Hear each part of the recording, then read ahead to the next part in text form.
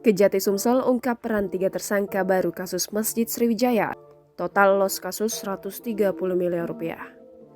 Nama Gubernur Sumatera Selatan periode 2008 hingga 2019, Alex Nurdin, kembali terjerat kasus dugaan korupsi.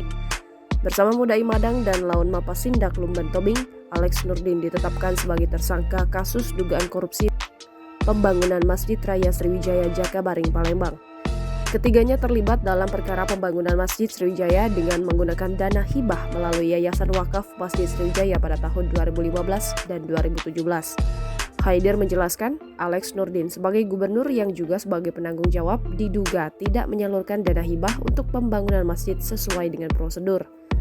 Sedangkan Mudai Madang sebagai bendahara Yayasan Masjid Sriwijaya tidak memberikan alamat domisili di luar Sumatera Selatan. Padahal, menurut Haidir, pemberian dana hibah haruslah sesuai dengan wilayah pemerintah daerah. Dalam proses pencairan dana hibah sendiri dilakukan sebanyak 2 kali, yakni pada tahun 2015 sebesar 50 miliar rupiah dan 2017 80 miliar rupiah dengan total mencapai 130 miliar rupiah. Jangan lupa subscribe, share, komen, dan like ya!